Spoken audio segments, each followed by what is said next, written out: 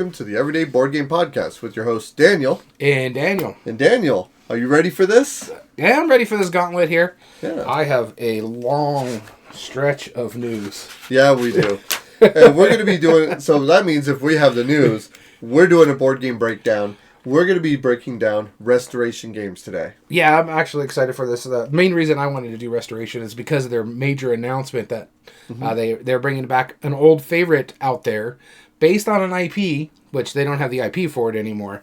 No. But they're bringing it back a game that is ridiculously priced on the overmarket. Yes. It's like $350, $400 for even sets that are not complete. Yeah, exactly. We'll get to it when we get into the restoration, but the case in point, they're bringing back Queen's Gambit, the Star Wars Queen's Gambit, Episode 1. That's right. From the old Hasbro line. They're bringing it back. They're putting a Lord of the Rings theme on it. It's going to be pretty cool. We'll get into that when we do. That's right.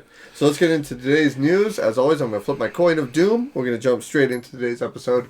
And all right, I get to start us off. All right, the first thing I want to talk about, because what is it a month without me talking about CMON? Yep. Again. But it's not really bad news. I look forward to the month we don't have to talk I know, right? We've had 1 month in the last, a year we haven't talked about CMON. That was like December of last year. Yep. But this one is an interesting one because it's a make or break move by CMON. They are going to make an investment into a video game company known as Blissful Link, and they're investing $2.1 million in this company that is a known NFT video game maker. Non-fungible tokens, I think, is what NFT. They build their video games off of blockchain technology. NFT. So this is an interesting one here. Yep. The plan is they're going to transition their board games Massive Darkness and Super Fantasy Brawl Reborn into these high-quality digital assets using Blissful Inc. They are also getting, what did I put down here? 2.2% stake in the company of Blissful Inc. Again, Blissful Inc. Operates the Capverse video game, which is, again, built off blockchain technology. My only and it's interesting that this is the route that they're going, because Blissful Link is operating at a loss as well. The last numbers that they gave us was all the way back in 2024, and they were nearly a $200,000 loss for that month. It's not nearly as much as not as bad lost, as CMON is, but this is a company that's also showing a loss, and they're giving $2.1 million to a company while you're $20 million basically in the hole and doing everything in your power, including selling off IPs to keep yourself afloat, and you're investing into another company. It's a little bit confusing to me. And again, as I was going for the Blissful thing here, they didn't give any figures for last year. This is 2024 numbers, so I wonder how much the losses were then. Were they close to $1 million? Were they showing 2 years worth of loss, just like CMON is showing the last 3 years? Maybe they didn't get any loss at all, which is why they didn't report any loss. No, they didn't release any finances. That's what I'm saying. They didn't release any finances because they didn't get a loss. Yeah, we only want to report it if it's a loss. But I'm just trying to be optimistic. And then CMON is still a publicly traded company at the current time in the Hong Kong Stock Exchange. Yep. So not having this information is not readily available. It's kind of iffy to the board gaming community because a lot of these people have money, including me. I have one massive Kickstarter with them still. The other one got transferred over to Asmodee, which I'm kind of excited for. Asmodee is not the best company in the world. They're basically the EA of board games. Yeah. But at least they're getting their stuff out there. At least they are, yeah. And and here's the thing, right? You and I play a lot of Board Game Arena lately. Which that is owned by Asmodee. Yeah. And they have been consistent releasing like a new game every week. Yeah. No, I'm not saying they're a horrible company. I'm just saying they have a lot of policies that are not consumer-based policies. Sure. Yeah. The same thing like EA. EA is not a consumer-based policy. It's basically to give their shareholders more money than to help the consumers. Sure. And so we saw EA run into that cycle, and Asmodee is getting to that point now, too, where it's just like, I'm not a big fan of Asmodee, but at least they're respectful enough that I'm going to still get my stuff. And they still produce high-quality board games. Sure. I'm surprised CMON hasn't sold to them yet. Honestly, that's where I could see this is going, is Asmodee, because pretty much they own everything CMON had. They also, the people that they're running their crowdfunding is the old CMON crowdfunding. Me and Dammit Don were just talking about this the other day. He's like, yeah, they're running the new Dead Men Tell No Tales or whatever it is, the high C ones. The zombie side, exactly like CMON used to. And I'm like, yeah, that's because it's the same people who ran the CMON side of things over at Asmodee running the crowdfunding now. So, yeah, we'll see. But honestly, I think that is where this is going. That CMON is going to be taken over by Asmodee probably within the next couple years. No more than 2, I think. Yeah. Or they're going to go defunct. One of the 2. Either one. All right. I have a whole heap of like new game expansion, whatever, just announcements and stuff. I'm going to go over sections of them right now, but the big one that I want to talk about, that I know the least about, not only because of its theme, but because of the gameplay, new game by Palomori coming out called Status.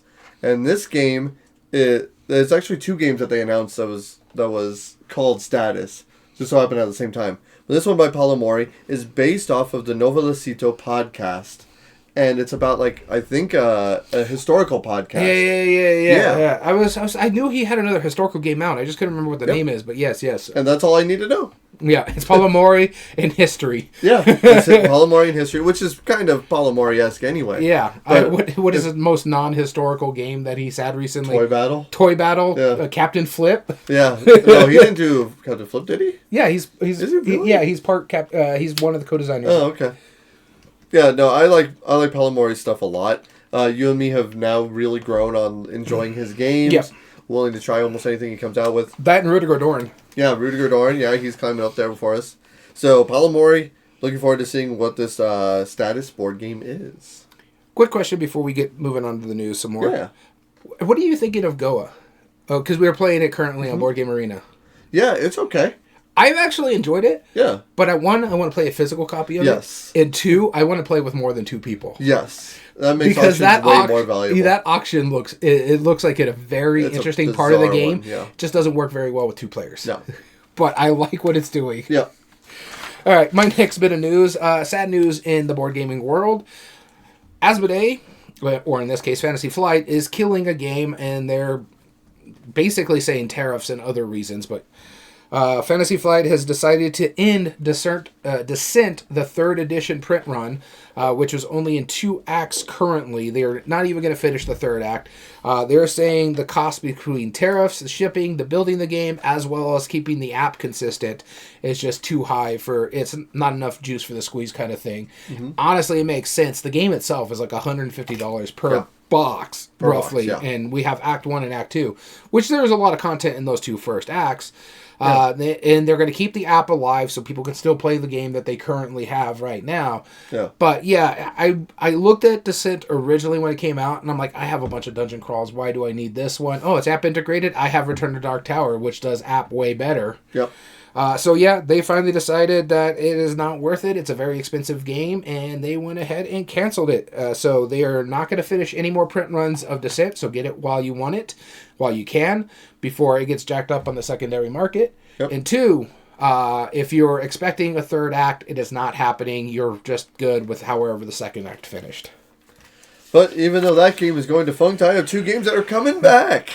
First off, Guillotine by Avalon Hill. Yeah, I knew this was going to be on your news. You knew this was going to be on my list. Once I saw it, I'm like, oh yeah, that's going to be... I'm talking about it. And what I'm thinking that they're going to do is I think this is going to be the 3rd box in their like little like cassette tape kind of style boxes. They had Betrayal, the card game, and they also had Risk, like the card game. Oh, yeah. The Risk card game was awesome. Like, genuinely. The Betrayal game is not bad either. The Betrayal game is not bad. It's very hard to read in those cards. Very hard to read, yes. But once you get the hang of it, it's like, oh, this actually isn't that bad of a game, right? Yeah.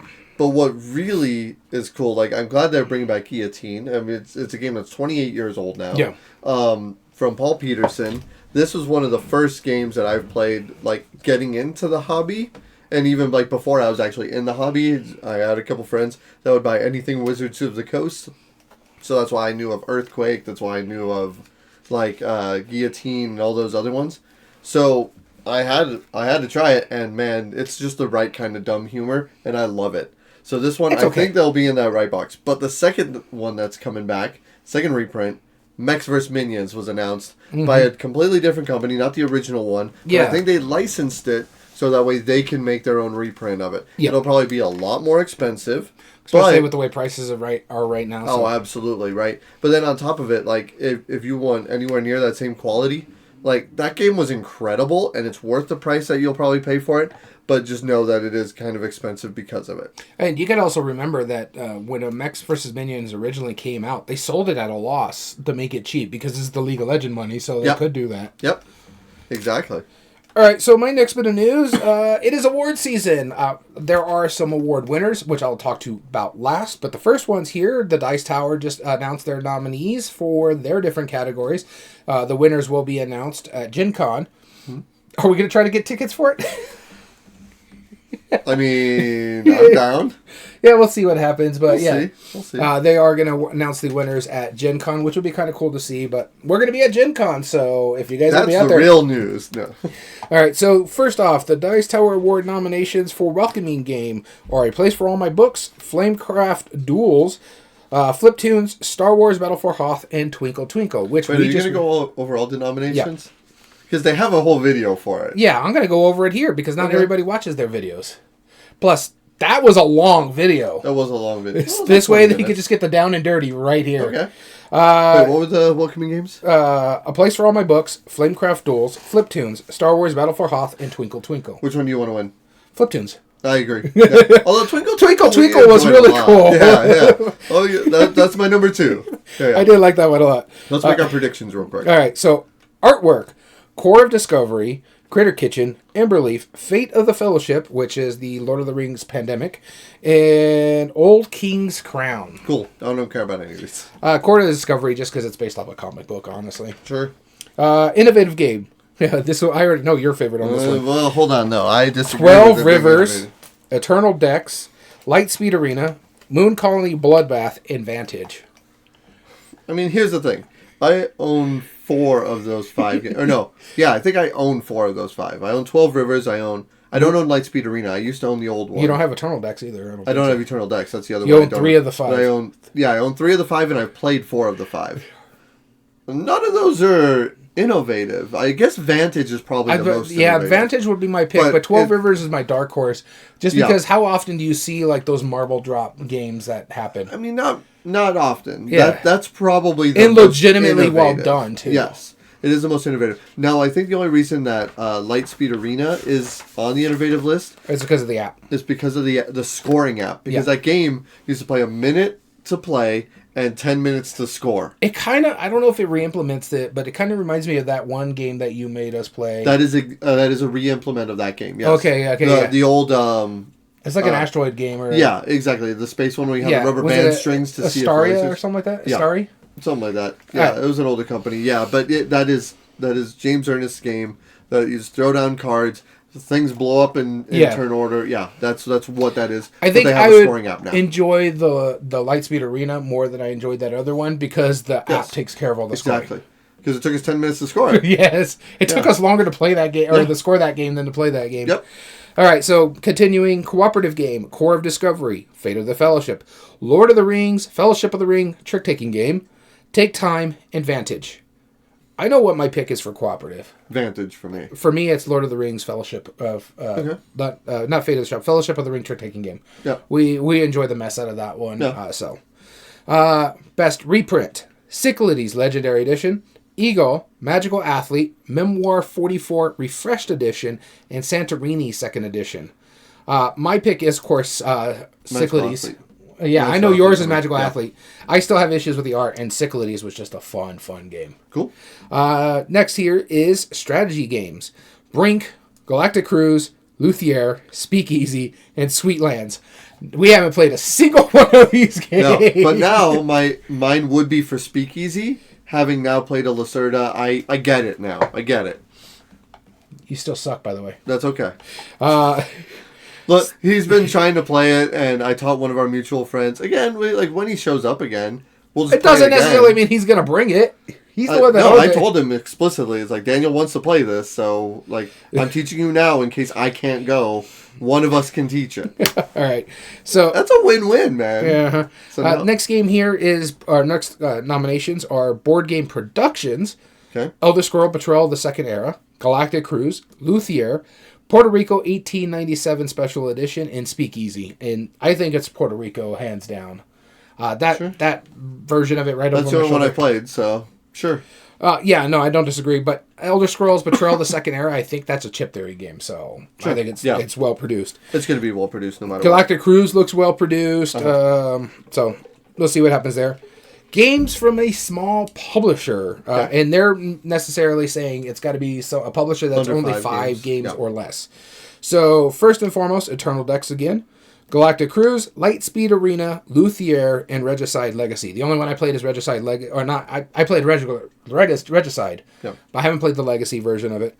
Out of this, I probably think Galactic Cruise is going to win it, just because how popular it was. But I can see Luthier being the dark horse too. Sure. Because we played Distilled and we enjoyed that. Yeah, I do want to try Luthier. So do I. It's an interesting theme on that too. Yeah. 2-player games: Flamecraft Duels, Star Wars Battle for Hoth, Tag Team, Toy Battle, and Zenith. What's your pick? I know what my pick is. I mean, it's either Toy Battle or Zenith. I really enjoyed Zenith, but I own Toy Battle for a reason, so Toy Battle, that's my pick. I'm going to say Zenith is my pick. I don't think it'll win. I like Tag Team a lot, but I think Zenith is just a smart game. I think Zenith will win. Yeah. My preference is Toy Battle. I'd rather, out of the 3 games I mentioned, Tag Team, Toy Battle, Zenith, the 3 that we've played, I'd rather play Zenith again. Yes. I really did enjoy that one. I agree. The next one here is games by a new designer, and I think it's like a couple under 5 or something like that. Yeah, 1 or 2 games. Yep. First and foremost is Galactic Cruise, Luthier, Orlog, the Prague Astronomical Clock, which is an interesting theme in its own right. Yeah. Regicide Legacy, and Tenby. One of these things is not like the other. Yeah. Although the guy who designed Tenby also did the art for it. Yeah. It's cool. Has a very Happy City-esque vibe. If I had to pick one here, I would probably say Luthier or Galactic Cruise are the 2 I think could get it, because they're so popular right now. But I want to see Tenby win it, just to see a small box beat up all those little guys. Throw Tenby in there. Next up is party games. Alibis, Brick Like This, Hot Streak, Lightspeed Arena, and Magical Athlete. CMYK is getting a double whammy here. Yeah, Hot Streak. Personally, I want Alibis to win. I really do enjoy what that game does. Alibis is great. Hot Streak should win. Hot Streak is probably going to win. It is. I just recently played it with Dammit Dom and his brother this past week. What do you think? His brother was giggling. Dude, it hits. It hits so good. It's so funny. Next up is thematic games. Core of Discovery, Galactic Cruise, Luthier, Speakeasy, and I think I missed one of these games here, but honestly, I think it's probably going to be... Hot Streak. Yeah, I don't think it was Hot Streak. I'm joking. I'm just saying that is the most thematic. I know I missed one of them, but I think it's going to be probably Galactic Cruise. The hotness of that one. Yeah, probably. Solo games. And what I like about these is some of these are actually solo games compared to like the Golden Geek Awards. Although there's one that I wish that they missed the mark on, 20 Strong Tanglewood, Elder Scrolls Betrayal: The Second Era, Small Time... I forgot. I can't even read what I put here. Storyfold, Wildwood, and Unstoppable, and I think it's Small Time Heroes or something like that. Storyfold, Wildwoods is the one I would vote for, because I've played it. I own it. It's really clever. Nice. Like, really clever. Although I own Unstoppable now. So do I just haven't played it yet. Well, I guess you and I will just have to learn it together and just sit next to each other and play it. I know you can play a 2-player, but let's be real. We'll just each play it 1 player. Yeah, it's sitting over there behind that curtain back there. Mm-hmm. And then finally, Game of the Year, where they nominate 10 games: Eternal Decks, Galactic Cruise, Hot Streak, Fate of the Fellowship, Luthier, Speakeasy, Sweetlands, Elder Scrolls Betrayal: The Second Era, Vantage, and Zenith. I'm going for Hot Streak. I don't think it will. I think Vantage will probably... No, I don't think Vantage will win it. I want Vantage to win it, but it's so contentious. I think it's going to be Galactic Cruise, in all honesty. Probably. It's such a well-loved game. Yeah, although we had some time, and I won't name names or anything, but we had some time with some gamers that were very anti-Galactic Cruise. Speaking of which, we'll get to that in here in a little bit. All right, my next piece of news. I was perusing Board Game Geek, and I was looking under some companies. You perusing Board Game Geek? Yeah, I was just looking at stuff, and then a name of a new game that has not been announced yet has arrived on Board Game Geek. Is like, this is how I like to give the news. Is I like to find things on Board Game Geek that people haven't announced yet. But they put it in where it can be seen. Yes, and bring it up so you guys can know about it. This is Sushi Go Party Palooza. This is a standalone, compatible sequel to Sushi Go Party. They're having more than 20 new 20 new kinds of sushi that you can play and mix in with Sushi Go Party. And Sushi Go Party had 20 in there as well, right? Yeah, something like that. Wow. And 20 to 30. So this is going to be upwards to 40 to 50. Yeah, that's crazy. Yep. All right, and the last bit of news that I have, more awards here, but this one is announced winners. The American Tabletop Awards, which is supposed to be the North American equivalent to the Spiel des Jahres, from the American Tabletop Designers or something like that group. They've been doing this for a few years now. We've talked about it before on the podcast. Mm-hmm. They announced their winners. First off, early gamers, suitable for younger gamers is how they award this one. The early gamers, the winner is Magical Athlete from CMYK. Yeah. It beat out Sandcastles of Burgundy, Splendor Kids, Cascadia Jr., and Duck and Cover. I really did enjoy Duck and Cover. Duck and Cover is great. Sandcastles of Burgundy just doesn't need to happen. Yeah, it's... I get why they did it. Yeah. Plus, it's Stefan Feld creating games with his dog. Right. It makes sense. There's genuinely no reason to own it. Yeah. Yeah. It's cool. It's cool. We played it at BGG Con just back in November. Yeah. I thought it was fine. We're glad we tried it, but if you have a younger audience... We're not the market, of course, right? But if you have children... Yeah. Fine. It doesn't really need to be in play. Yeah. Next up, we have casual winners. Hot Streak won this one from CMYK. Beat out Lord of the Rings, Fellowship of the Ring, or Fellowship of the Ring, trick-taking game, Seven Wonders Dice, Flip Tune, and a place for all my books. Yep, I can see that. And strategy, the winner was Lord of the Rings, Fate of the Fellowship, a lot of Lord of the Rings this year. Yeah. Beat out Critter Kitchen, Kinfire Council, Knitting Circle, and Moon Colony Bloodbath. I'm surprised Moon Colony Bloodbath was in the strategy, or the complex version, or no, the strategy, okay, yeah. Yeah. Because the complex is coming up here. Yeah. Never even heard of the winner here. It's called Molly House from Whirlig Games. I've heard of it. I don't know anything about it. When I got this and wrote it down, I just saw it when I was looking up for our next episode's topic, when I was looking up games to help me figure out what I was going to do. It beat out Tidal Blades 2, Rise of the Unfolders, Covenant, Above and Below Haunted, and Galactic Cruise. So I'm shocked it beat out Galactic Cruise, in all honesty. Yeah. Must be a really good game. Must be. But yeah, those are my last bit of news. The American Tabletop winners. So congratulations to CMYK, who won both early gamers with Magical Athlete, casual winners with Hot Streak, Z-Man winning Lord of the Rings, Fate of the Fellowship for strategy, as well as Whirligig Games with Molly House in Complex. So cool. And my last piece of news is one more standalone expansion that they announced for Disney Villainous. Actually, they didn't announce it. This is another Board Game Geek find that I found. I just so happened to be like, oh, okay, those two are things. Two new ones. First off, see if you can guess which one this is. It's called Come We Fly. Oh, I think I saw these. It's Hocus Pocus. All three of the Sanderson sisters. Yeah, and then the other one Each one has its own. And the second one that they announced was Success at Any Cost, which has Prince Hans and Ernesto de la Cruz. Yeah, I was going to say those. We have Frozen, and we have no, not Encanto. Ernesto de la Cruz is Encanto. Is it? No, it's not. No, not Encanto. It's Remember Coco. Me, Coco. Coco. Yep. Yes. So more Disney Villainous. I wasn't sure if they were going to keep going. They are. That's a bread and butter one. I'm surprised it took them this long to get Hocus Pocus. Yeah, I'm surprised. Like, it would have made sense for them to combine it just into one. But, like, I'm glad that they have it as three, right? Yeah. And then, so that way, the Hocus Pocus fans could just buy the box and play with each of the villains. Like, even though they all kind of have their own, thing. I don't know. Maybe it's a single villain. Well, they all have their own different type of powers, too. Yeah, they do. Whereas Mary will probably have the book.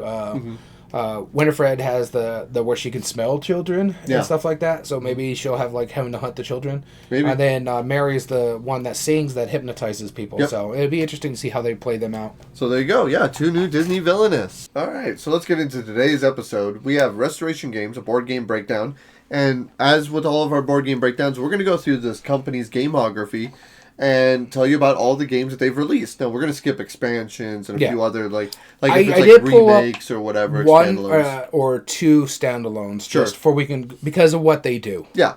But that's about it. But mostly, there's going to be a quicker game because Restoration Game doesn't have a large library, but they have a large library. Yeah. And what's interesting about them is that they came up with this idea where they take older games, anywhere from the 60s and on, and they restore them. And what that means is that they put it up to modern playtesting standards. Now, gaming has changed over the world. It's 2026 right now at the time of this recording. And there is, like, expectations with modern game design now. And so they try to take these games that are just awesome from back in the day, and they try to bring it back to really bring it, like, to today's standards. And some of them we'll be talking about here, they bring back, like, competitive games, because competitive was just a big thing back then. Yep. Turn them into co-ops, which works really well.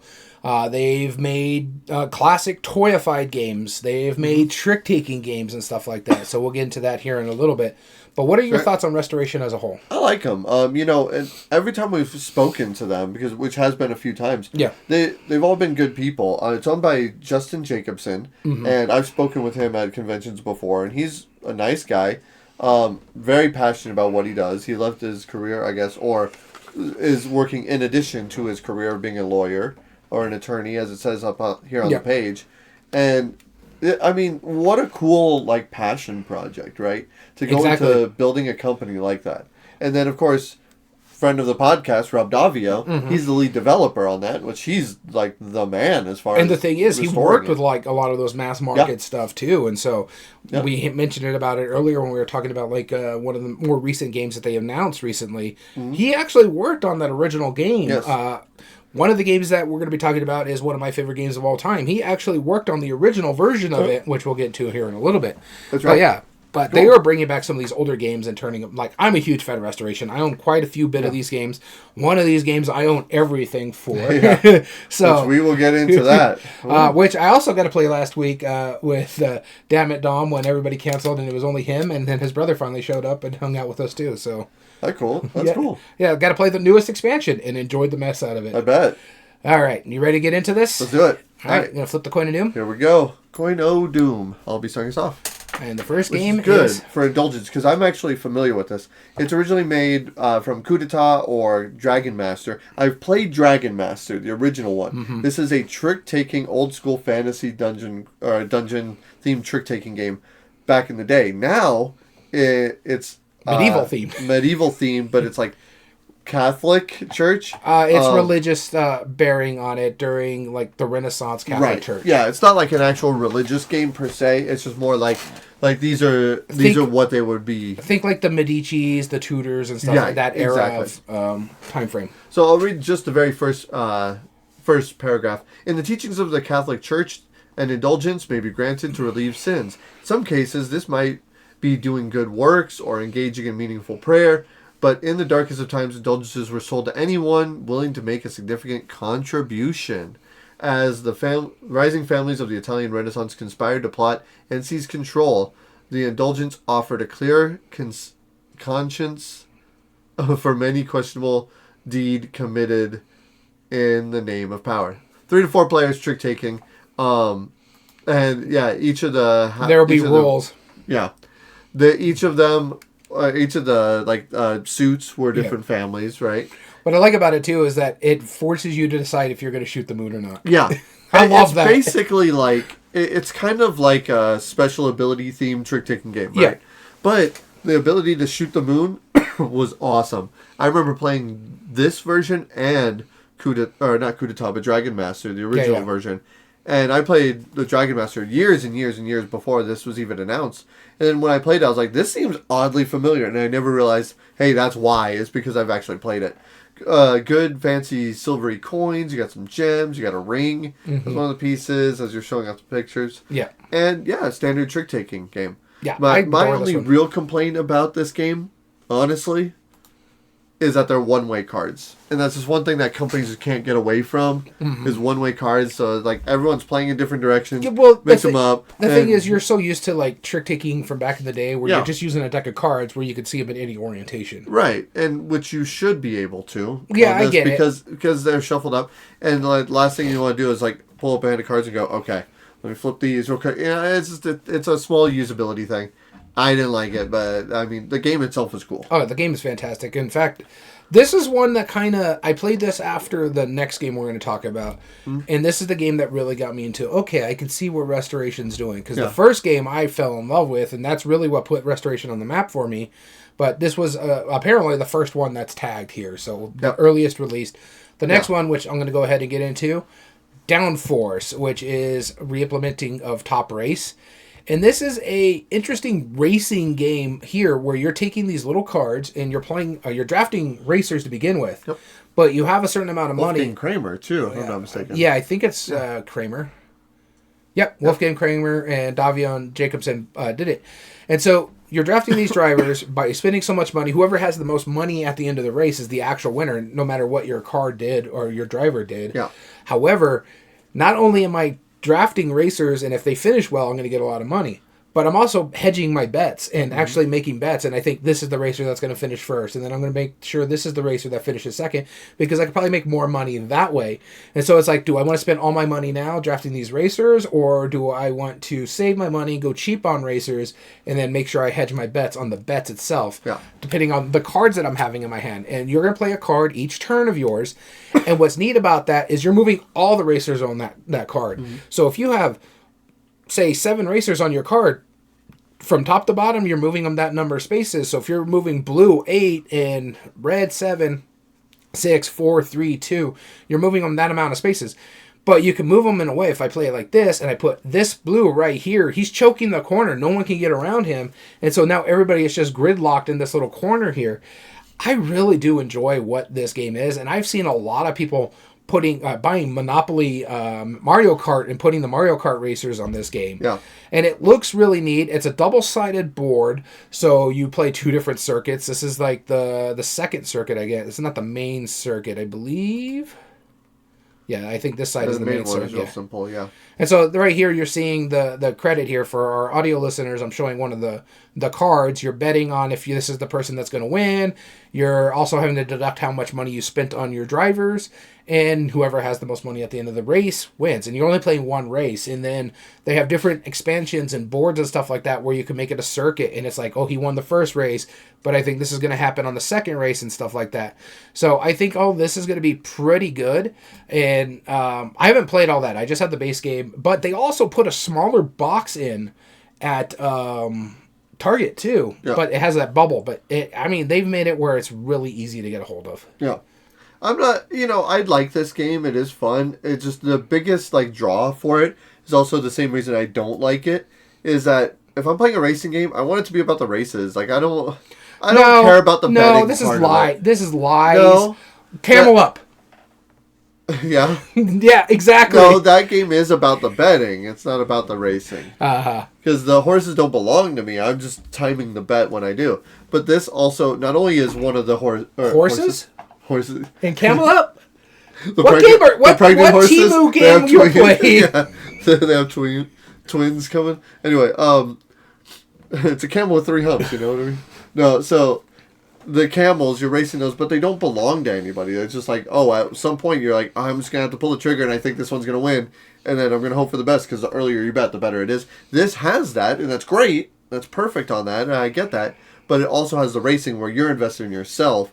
So it's just like it feels almost like it's a consolation prize that you just happen to win, but this is more realistic than Camel Up because people are also they own their races, but they also bet on other things too. I get it. It's not about the realism. I'm just like, if I want to play a racing game, I want to play a racing game. If I want to play a betting game, I'll play a betting game. I don't always want to play both at the same time. That's all I'm saying. Next one, Stop Thief. And that is our next game. Which re-implements Stop Thief. Which re-implements Stop Thief. The old school game with a speak and spell little device in the middle where you go by audio cues. And this one adapted it to be an app-based. Mm-hmm. And what it does is you're basically trying to find out where the criminal is, where the art heist is. Certain alarms will go off, which means that they were somewhere in there. They could go a number of spaces. And you are mostly doing cooperative, although there is a versus mode as well. Yeah. Where you're trying to figure out where this thief is, and you're trying to capture him by just kind of bringing him and capturing him and the versus is one versus many, right? One person's playing the thief something to like run that. away. I think so. Yeah. Or it's the first to figure out where the thief is. Yeah, something like that. Over multiple rounds or something, because you get reward money by capturing him earlier. This is clever. It's a great implementation of it. It works really well, and if you're a fan of the unique kind of Milton Bradley-esque games that had that little electronic that would tell you, it's like, oh wait, no, there is somebody. there's somebody like in this quarter of the board, and you have to all try and run over there and hope for the best. Now, one of the things that I think they took out, I think originally it was roll and move, which isn't very good if you don't have multiple pieces. If it's just one, if I'm rolling slow, then what am I doing? Am I just crawling, like looking at fingerprint? Like what am I doing? This one, they implemented it with cards, and those cards have abilities as well. So that's how many spaces you move, and the slower you move, the more benefits you can get from it. So I thought it was really clever, and the way that they implemented the app works really well. Yeah, this is one of the first times they really did app integration with their game. I think this is the first implementation of it, because this one, Downforce, and Indulgence all came out at the same time, 2017, and I think they did a fantastic job with the app implementation. Yeah, I can't speak right now with this one. I think this is pretty good. Yep. All right, next game we're going to talk about, you enjoy more than I did. I find it fine at best, and this is Fireball Island, The Curse of Volcar. For me, this one's just too lucky. There's not a lot of mitigation and stuff there. Yeah. I did enjoy what it is. The toy factor is through the roof on this one. This is the perfect family-esque style of game. Yep. And this is a real implementation of Fireball Island from the 1980s, 70s, somewhere around there. Something like that. And they gamerified it. They did it play pretty good. Just look at this thing. And if you want to, go to BoardGameGeek.com. I'll put a link down below, and you can click on the pictures. Yeah. But you have where you're going to have to put marbles in the top of this skull thing here, and it's just going to drop them down the thing, knock over your player pieces, or you're hoping it's knocking over someone else's player pieces, and you're all trying to visit this island before it basically explodes, and getting enough, the relics, I think that's what they're called? Yeah, something like that. Treasures. Yep. It's cool looking. It's just, it's a little too lucky for my liking. I get... Gamehead Geek adores this game. He loves playing it with his children, which I get, and that's what they're there for. It's not something for me. I do enjoy it for what it is. I will say, however, the box that it came in originally, horrible. Yeah, that thing was not... It was like a foldy, gift box, corrugated cardboard. You know what it reminded me of? It reminded me of those old school Hasbro boxes back in the day, and it's not going to go down well. No. It's not going to... No, it's like the mass market games now that have a big functional toy in it. And originally, their original intention was to get that old school feel. Well, yeah, and you can't do that with collectors and stuff like that, just because it's not going to last. It's one of those boxes, a lot of these, how thick they are, they're going to last. Yeah. That one, I'd be afraid. I couldn't stack anything on top of it. I would have to be really worried about that toy factor on it. But it looks really good. Yeah. It plays fine. I love the vacuum form 3D board. Yeah, that thing is really cool, and how you kind of build it out, and then you have all little palm trees out there. You have the fireball marbles coming down at it. Yep. You're trying to also get set collection aspect of it, getting different photographs while you're also trying to get the treasures and get off the island before you die and stuff like that. Mm-hmm. And then the skull itself moves around the island, so you're trying to make sure, okay, I'm going to turn it that way so the marbles come out towards you, not me. Yep. That kind of thing. So it has a little bit of take that to it as well. Cool. All right, the next one we're going to be talking about, or I'm going to be talking about, is Dinosaur Tea Party, which re-implements Whosit. And what this game is, it's like a deduction game. You've played this, right? Yeah, I enjoy this one. Yeah, same here. This works really well for my game group. It's 3 to 5 players, and you are all acting as a dinosaur that's been invited to it. And you're trying to deduce who everybody is. And the way you do it, if you're able to accurately guess it, you get basically a point. At a certain point, whoever has the most wins. Or first to a few, I think.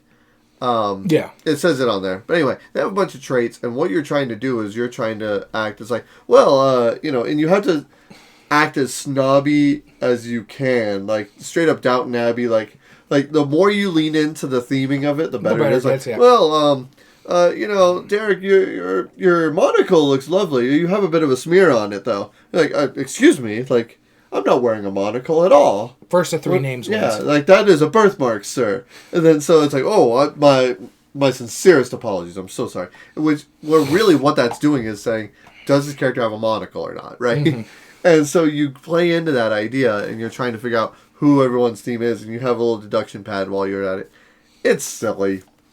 And it's hilarious, and it works really well. What's nice about it, too, is that, you can look at your card right here, but say you're getting a little over the top and you're colorblind like me and this guy over here, it also gives you the tags of what your character is wearing down at the bottom. Yep. So it'd be easier for you to be like, I can't tell if that's green, but it is that wallpaper. So that kind of thing. Yep. So it's very colorblind forward friendly as well for people that's like, here's what everything you have. And I like the fact they're all in the shape of a tea bag. Yep. Yeah.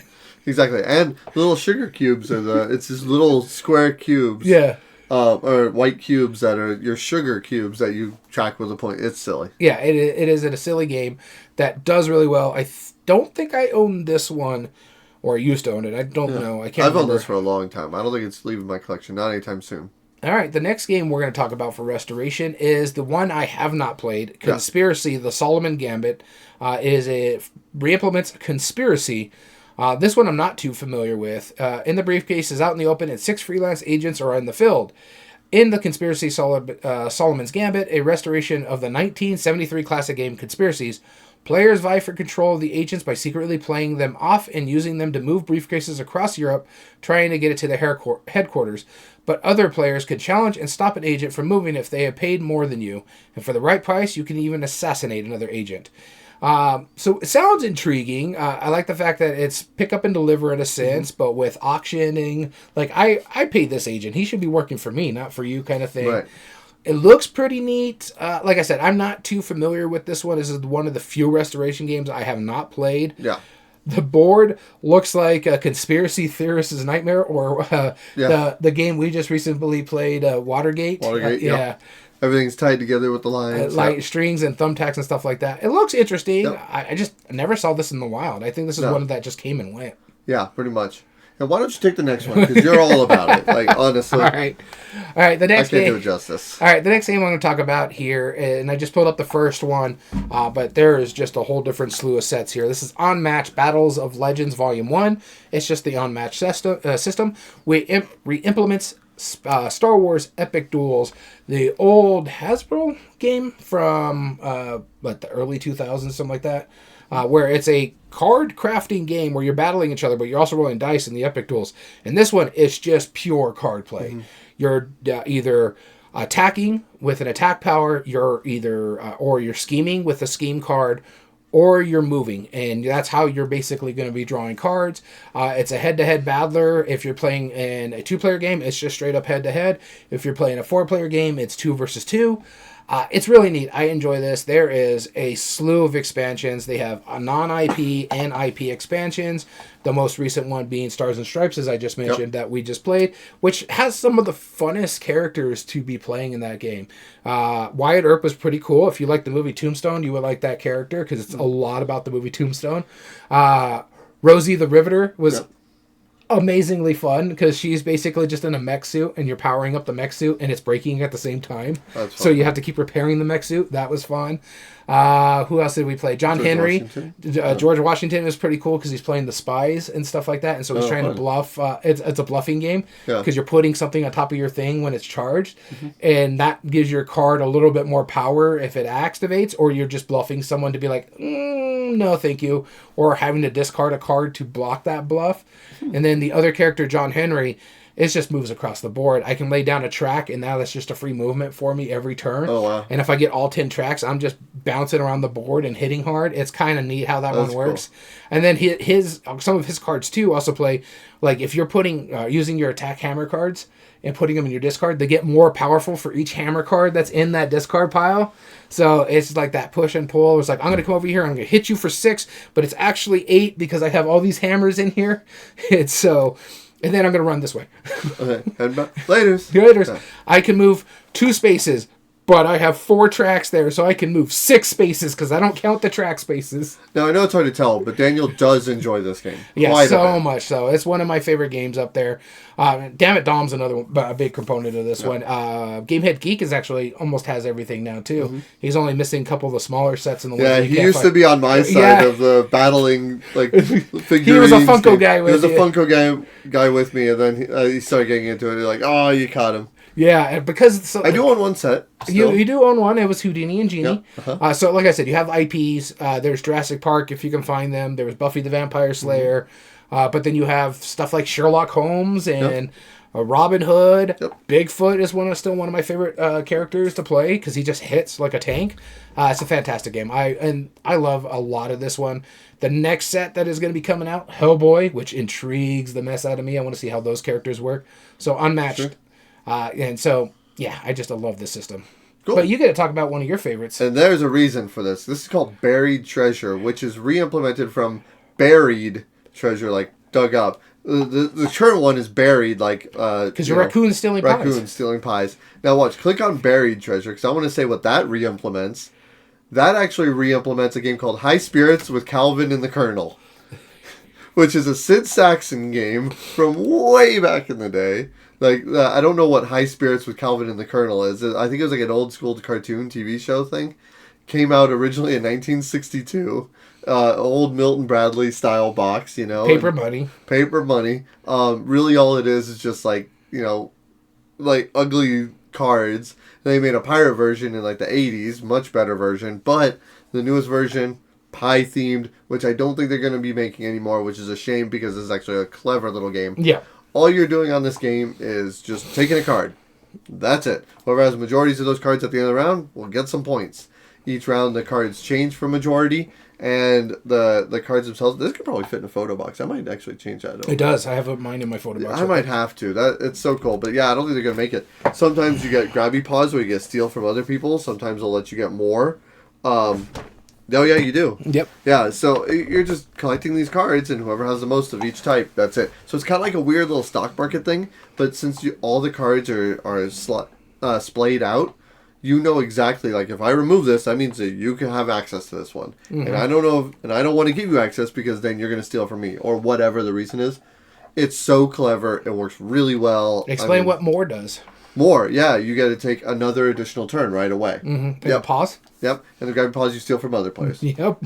That's as simple as that. But you have to grab exactly that many if they have that many. So if I grab a 3 grabby paw, I have to steal 3 cards of that same color from one other player, assuming they have exactly 3. It's hilarious. Anthony says, I hate the name, but I love that name. Oh, yeah. It's such a fantastic game, though. It's the right kind of dumb. Buried Treasure. All right, I'll let you take this one as well. Why? Because I took 2 in a row.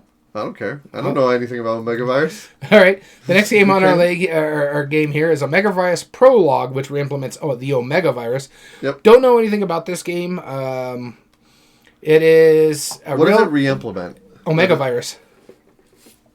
No, it re-implements the Omegavirus. The thing is, like, Omegavirus is its own thing that they're gonna make or wanted to make.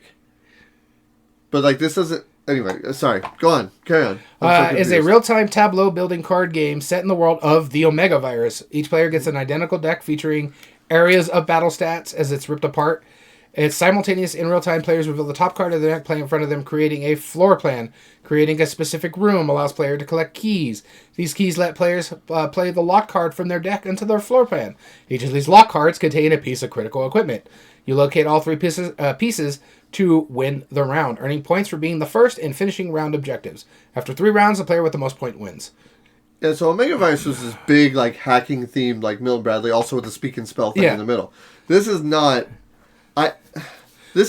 the same thing as a re-implement of that. I argue very much. They got the IP for it, and I don't know if they ever came out with Omegavirus, the actual board game. But this is Stephen Aramini, which is worth pointing out. Oh, yeah, Fliptown. Fliptown, yeah. And Flip Voyage. That's right. So, I mean, a puzzly little, like, lay out some cards. This is, like, right up your alley. Yeah, probably. I don't know. Maybe. At that kind of puzzly aspect with tile laying in a sense, that's right up your alley. Yeah. I would gladly play this. I mean, it looks simple enough. Haven't played it, so I don't know anything about it. Yep. But you ready for the next one? Yep. Return to Dark Tower. I'm excited about this one because I like this game more than you do. It was higher in my top 100 than yours. This is my number 2. This was never on my top 100 because every year I've done the top 100, I only include games I own. And not until this year did I own it. So, therefore it was null. Therefore I like it more. Apparently. Therefore, he's Mr. Moneybags over here throwing money at Kickstarters. You could have gotten this at discount as long as they had it at your store. No, we didn't have it for that long. That's the thing. It sold out like almost immediately. We had all the expansions, which doesn't help me any. I could sit and like look at minis. That's cool. Right, I guess. Anyway, yeah. So Return to Dark Tower. This is based off of the original Dark Tower game, which at the time was the most technologically advanced board game. You had this big tower again with a speak and spell screen or a little dial pad. Yeah. It would come up with like a story that would be generated or one of the presets. Also very competitive. Very competitive. You're basically just trying to get the most points. You're trying to be the last person standing by going towards the tower from your quadrant and trying to defeat the stuff before other people do. This one flipped it on its head. This was the massive remake. This one specifically has now the most technologically advanced piece of board gaming tech around. It has the Dark Tower, which is Bluetooth enabled, app assisted, has servos, speakers, LEDs, and sensors inside of it where it will trigger events based on how you play the game. What's even cooler is at the end of the turn, at the end of each of your turns, you take a little skull token and you drop it in the top, and that will go somewhere in the tower or slide out onto your board. That represents corruption, which will be spreading throughout the landscape, which you can't have too much of that. It has amazing pieces, but sometimes the skull will actually get stuck in the tower, in which case, at some random point, depending on the app, it might turn those motors that are inside of it and start dumping skulls onto players' boards, which is always hilarious. And then there's seals on the tower, which you have to take off. There's minis that you go through the map. Each map actually, or each character has like a separate little like ability upgrades that they can do by trading in the resources or the warriors. There's even like little mini dungeon crawl mini games, and there's a bunch of add-on packs with physical expansions or downloadable. There's so much content for this. I like this game a lot. So what you're saying is we need to top 100 it again. I guess so. I mean, I now own this, so finally. I haven't played it yet, though, since I bought it. So I guess maybe you do like it. I don't know, but I do really enjoy this I play this at least twice a year, so... And I'm due for this year. We're due for a game day. That's what we are. Yeah, we are. All right, Return to Dark Tower. Awesome stuff. One issue with Return to Dark Tower. One issue. Yeah. Because that thing is so big, if you're playing 3 people, you're like, what is going on in that corner over there? I can't see. There's a tower in my way. Yeah. All right, well, since you know more about the 1-2 from here, do you want me to double up on this one now? Yeah, go ahead. Okay, cool. Key to the Kingdom, are you familiar with this one? Nope. All right, so I actually have the original one. It's so dumb because this game has one of the funniest boards. It's called Key to the Kingdom, and you're trying to collect the key to the kingdom. Who knew, right? And the original board, as well as this version, has the same idea. The board has 2 holes cut out of it, and they fold inward like doors, or like window shades. You have to get the key and go to the portal, which will then close the board. If you're in the portal, you're good. But if other players are not, they get squashed into the other realm. Not actually squashed, but like their piece is represented by, as the board is manipulated by folding it over, then they don't pass through the portal and they get some kind of penalty because of it. It's a really silly idea. It's a really silly concept. The original one was just fun. It was just kind of one of those silly games, but it was a roll and move. So it was only so good. This one re-implemented that and included different variations, different storyline paths, and more to add into why you would want to play it. I do want to try this one a lot because I do like the original one because it's just so silly. All right, the next game on the list here is another one of my favorites. I wouldn't say it's as big as like Unmatched for me or the Dark Tower. But Thunder Road Vendetta is just pure, straight fun. Yeah. This is, what is that one video game? I can't think of the name of it right now. That used to be on the PlayStation that had Sweet Tooth. Oh, Twisted Metal. Twisted Metal. This is Twisted Metal board game, on all honesty. Sure. You're trying to race the other people, but also trying to blow them up while you're at it. And you and me could not do very well with blowing up Dom. No, he was just a slippery little guy. We had helicopters chasing him. We were chasing him, and we couldn't kill him. But yeah, it is just shenanigans upon shenanigans upon shenanigans. Yep. It's a classic, re-implements Thunder Road back in the day from 1986. And it's Mad Max, the board game, Twisted Metal, if you're into that video game. You have a different slew of race cars that you're trying to get to finish. One of these have to finish the race, so you have different boards that you're dealing with them, and you're rolling different dice to get those those cars to move. They trigger on different aspects, but you're also trying to do some really cool stuff, like maybe jump over the thing or hit an oil slick and you spin out, or try to blow up the person in front of you by using your helicopter over here, which not very successful. And it's just it's roll and move, but with so much shenanigans. Yes. It's just when we talk about those memorable moments, that game immersiveness and our gamer criteria, this game has it in spades, because you're really getting in there. Come on, man, he's right in front of you. Why can you not shoot him? Right. He's right there. And his little dune buggy is just like, nah, away from all of us. You would be both trying to shoot his final car out. Yep. Could not do it. He ended up winning the race. Yep. So I like everything about it. And then, of course, there is Gamehead Geek doing his thing, minding his own business, flipping his car over and then off the board or into a wall and getting it destroyed. It's just a lot of shenanigans for a game that's not great, but fantastically fun. Yep. Awesome. Yeah, Vendetta, I had an interesting experience with this game that, like, it's not one that you would expect to see in the wild too much, right? Yeah. I mean, like, gamers know it, right? But, like, I remember going to one of my daughter's cheer competitions and then going down in the hotel room as I was coming back up from dinner. And I remember looking over and seeing a couple guys playing this game, or at least reading the rules, trying to figure out how to play the game. If I remembered it more clearly, I would be like, you guys want me to teach it? Like, I got it. But I didn't remember the rules at the time. It had been a year or so. Yeah. So I was like, oh, man, I kind of want to. And then, it was like, seeing it in the wild, that was hilarious. All right, the next game we're going to be talking about here is the one I said I kind of gave us a second game for this one. And this is Unmatched because it is the cooperative version of Unmatched. And the main difference is this one is that there's an AI system to control the big bads that you were working as a group to fight. And me and Dammit Dom just recently played this when we were doing the Stars and Stripe characters. Yeah. Because we wanted to see something we've never seen in this game. It has like a special deck that you can play to make it a little bit more difficult for you as you're going. Like the role that we ended up playing with is that even if we have a card that says, now that fighter has to move 2 spaces away from you, you can't do it. They're rooted in place. So you can't move them away from you. So they can take a shot on their next turn instead of moving. And this is Unmatched Adventures, Tales to Amaze. There's another version of it for Teenage Mutant Ninja Turtles as well. But this is the cooperative version of Unmatched. You'll have a deck of cards for the big bad, and then they'll have, I guess, sidekicks would be the best way to describe them. I forget what they're actually called. But they'll have one for each player. So if you're playing a 3-player game, there you have the big bad with 3 sidekicks with it. They'll all have their own decks. It is just fun. The characters that came out of this box too was really neat. Nikola Tesla was being one of them. Golden Bat, which technically is the first superhero. And all you're doing is trying to knock down the big bad's health before you guys get knocked out. I love the art style of this game. These are the different characters you can get. I love the co-op version, especially. For me personally, this is how I like to teach new players, because I can just run the bad guy and let players play the cards and just be like, just concentrate on your character. Learn how your character plays. Don't have to worry about what my special abilities are. Don't have to worry about what the big bad's going to do. Just worry about your own cards. Yeah. And that's, for me, what I like to do. But so Unmatched Adventures, Tales to Amaze is the co-op version of Unmatched. Want to go to the next one? Yeah.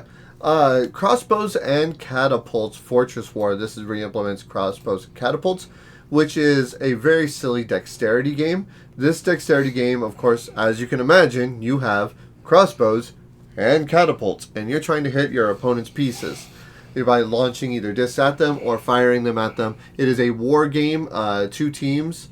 It's a 1983 was the original one. A classic game of kinetic warfare is what it's called. And yeah, you're either going to be moving or firing your pieces at each other. This is one that I've been wanting to try just because it sounds like the kind of thing that I would really enjoy. Just because it's just the right kind of dumb. Yeah. Yeah. I haven't played this one. The reason why I didn't back this one is because I didn't care much for the big toy factor one last time. Sure. Fireball Island. Yeah. I think Dammit Dom owns this one. I think Gamehead Geek as well. So... yeah, I mean, I'd totally be down to do it. You have a 3D building that you have built up, and you're trying to knock it over. You're trying to knock over their warriors. Yes. If you knock down all their warriors, you win the game. Yeah. So, it looks cool. Like I said, it's that toy factor, Heroescape or I can't think of it. Yes. Fireball Island, the toy factor aspect of this. So, yeah, this is what it is. And if you have younger kids, they can just play stacking the blocks. Yeah, exactly. All right, the next game on the list is one that I wanted to back, but for that price point and for the type of game it is, I didn't end up doing it. This is one of the newer games that is not out yet. This was Kickstarter last year or the year before. I think it was GameFound last year. And this was a massive game. Mm-hmm. This is Battle Monster. Specifically, I picked up the Godzilla vs. King Ghidorah. So what they did is they had two different sets. You had this one, you had the other set, and then one set that just came with Mothra. So you're going to get 4 different monsters who are going to have their own little army with them in a sense. This one specifically is Godzilla versus King Ghidorah because, hey, that's the big guy there. That's a big one. And it re-implements Battle Master, which was an old fantasy warfare style game where you have different armies that are fighting each other. And this one, doing the same thing, except for you have Godzilla versus King Ghidorah. And so you see all the little armies there and stuff like that. So you're playing cards out. They're going to be doing their specific powers. And look at those things. I think the other one is King Kong. And I can't remember what the third one, the last character is. Mecha Godzilla. That's who it was. Yeah. And so, you just have a map. And you're just going to duke it out with the other player. Playing out cards. And see what happens. It's just a massive game. It's a massive war style game, but with monsters. Kaiju. There was the word I'm looking for. Looks cool. Like I said, it looked really cool. It's just like I don't have a lot of space for games of this size, and I saw the boxes for this thing, and these things are massive. Yep.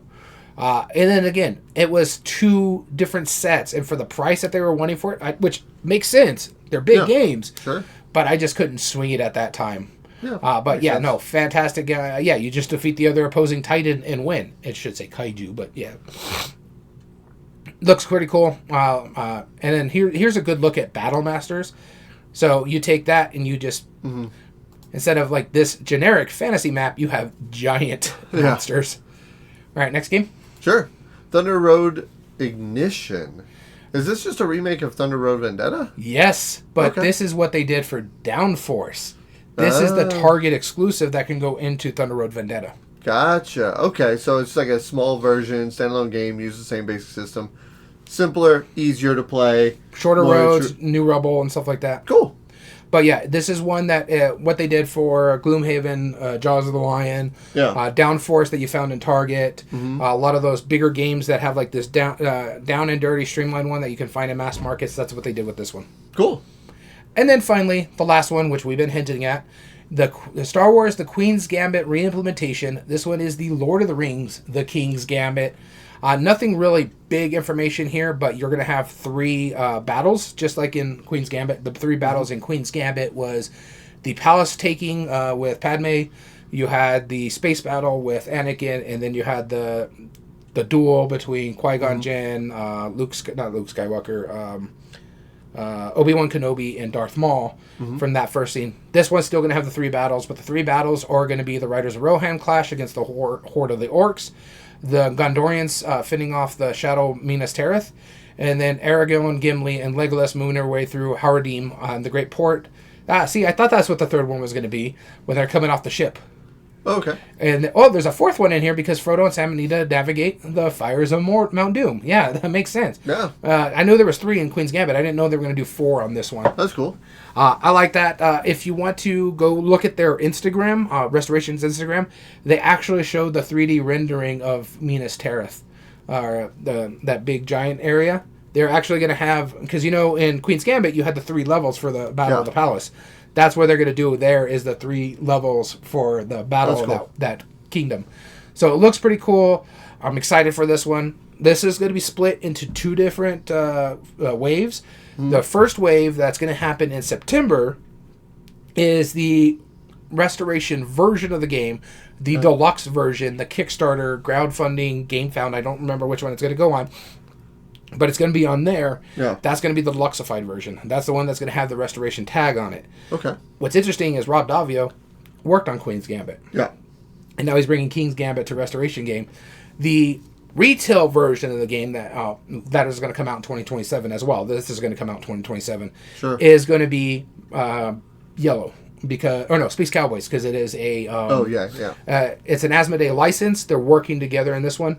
The retail version is going to be through Space Cowboy. The deluxe version on Kickstarter is going to be through Restoration. I am really looking forward to this one. Yeah, it should be a fun one. But yeah, That's everything. Star Wars King's Gambit, again, 2027 for the deluxe version. It will go on Kickstarter, I believe, or GameFound, one of the two crowdfunding ones. Just pay attention to that aspect of it. But it will go on a crowdfunding source in September of this year of 2026. So look out for that. Cool. All right. Well, with that being said, that was Restoration Game. Tell us your thoughts about what your favorite Restoration game is and what game from the past that they should restore. I've talked with them 2 different times and told them the same game. I'm like, hey, I'm refreshing your memory. You need to restore this game because it's dope. I know which one you're talking about. Yeah, exactly. It's that Asteroid one, right? Yeah, Astron. Astron, yeah. Yep. Or, yeah, it was like a world travel one. Anyway, super awesome. I can't think of an older game that I want them to bring back that hasn't already been brought back. I want them to get Hero Quest or... Oh, yeah. Yeah, instead of the... not just Renegade. It was just straight up a reprint. No streamlining of the roles, just a straight reprint. I want them to get a hold of it to do the cool stuff because, man, they have shown they do really well at that kind of stuff. That's right. Well, hope you enjoyed today's episode. Again, like I said, in the comments, tell us what games you think should be restored by them. Maybe we should do a Shits and Giggles one of these days. Which one should get the Restoration Games treatment? We have. No, we've done the Awakened Realms. We've done the Awakened Realms. We've done the Restoration one as well. No, we haven't. Something with Restoration we've done. We'll have to figure that out. All right, anyway. If you want to email us directly, you can. We have an email, everydayboardgames2020@gmail.com. And you can email us whether it's ideas to future episodes, enter in future contests, which, listen soon. There might be one coming up pretty soon, which him and I haven't really... We've discussed it. We have some ideas. Or whether it's just to say hello. Also, check us out at Instagram.com/everydayboardgames, where you can get note of the games that Daniel and I have been playing lately, as well as the shenanigans I tend to post. Physically playing. Yeah, we're not going over the digital stuff. And then finally, we have a Discord now. So join our Discord channel, chat with us on the off time, and get notification when we're going on live. Discord link is down in the description of wherever you're listening to us or watching it. All video re-uploads and reviews are found under youtube.com/everydayboardgames. And if you like what we do, there are 3 things you can do to help us grow on the platform. Subscribe if you're not, like the video, and comment down below and tell us your thoughts on the subject. We also stream our episodes live at twitch.tv/everydayboardgames. And join us there. Make sure you give us a follow so you know when we are joining on live. And we love chatting with our listeners while we're filming our episodes, like our friend Ith3 and anybody else who joined us in today's episode. And all audio versions can be found on most podcast platforms under Everyday Board Games Podcast. Let's include Spotify, Amazon Music, Podbean, and Apple. So as always, I've been your host, Daniel. And I've been your host, Daniel. And we want to thank you for listening to Everyday Board Games. And remember, every day is a good day for board gaming.